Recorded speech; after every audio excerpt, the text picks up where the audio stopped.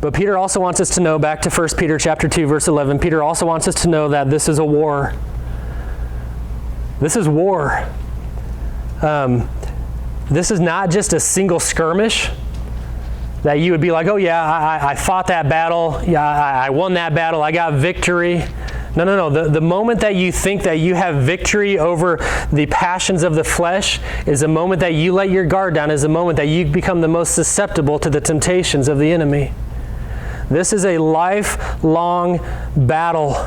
It's a war that's waging for your soul. Your soul is your very essence, the essence of who you are. Now, you might say, like, look, I know that there's some things that I got my demons, right? There's some things that I wrestle with.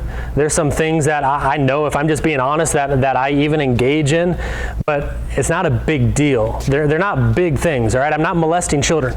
I'm not hurting anybody. They're just things that I have to deal with in and of myself, and honestly, I have control of it. All right, it's not like it's wrecking my life. It's just something that, yeah, I get, maybe I'm giving in a little bit to the passions of my flesh, but it's no big deal, and I have control over it. And I want to very lovingly tell you, no, you don't. No, you don't. You don't have control over it. It's sin, and it's crouching at your door. That was the language that God used in Genesis chapter 4 with Cain. You remember Cain got all pouty because God didn't accept his offering, and God's like, what's going on, Cain? What's the problem? And God gives him a warning. He says, Cain, be careful, because sin is crouching at your door, and its desire is for you, but you must rule over it. You must rule over it. You need to put it to death. You need to conquer it. Do not give in. Abstain. And Cain doesn't heed the warning, because the very next verse, he goes out in the field and he kills his brother. Sin is crouching at the door.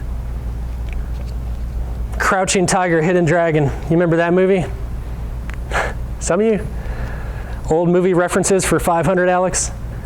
I don't even remember. I just remember it was like a really cool martial arts movie, but maybe it's a good biblical parallel that sin is crouching at the door, waiting to beat you up, kung fu style. Let me give you another old movie references for 1,000. This is actually a documentary. There's a documentary that came out in 2005 called Grizzly Man. Any of you heard of that? Grizzly Man. It's about the story of a guy named Timothy Treadwell, who was an environmentalist. He was an activist, and he went to a national park in Alaska, and he spent the summer with the brown bears trying to protect them from poachers.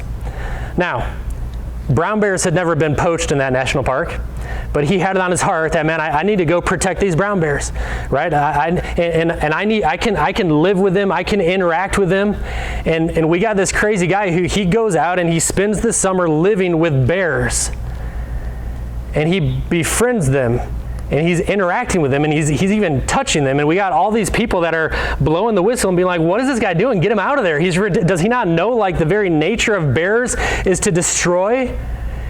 And he went back summer after summer after summer. I believe it was 13 years.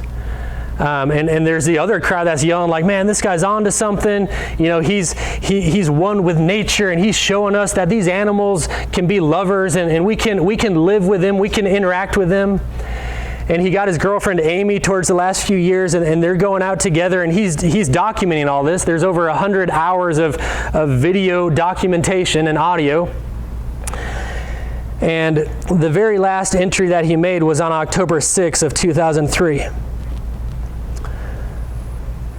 That was the day that he was mauled by a bear. That was the day that he was destroyed and dismembered by a bear. And there's audio of his camera. He had the lens on, so there's not video, but there's audio of the moment that he is torn apart limb by limb.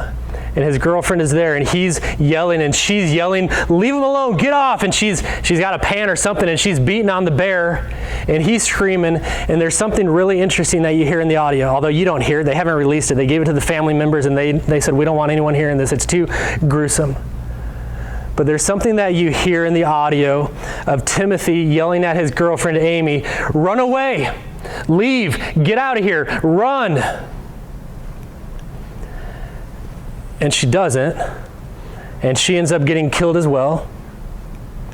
And a pilot that's flying over, I don't know how many days later, sees the remains, which the coroner said was the most gruesome thing that he's ever seen, to try to piece together exactly what happened with what he had left, which wasn't much.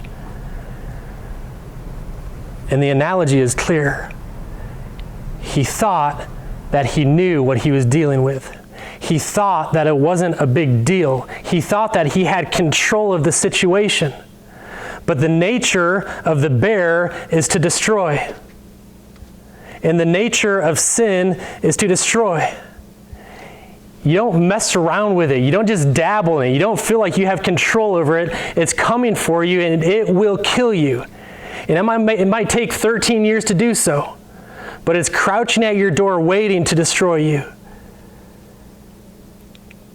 And as Christians, we run. Get out of here. Flee. Leave it alone. That's what Peter's after here. Abstain from the passions of the flesh.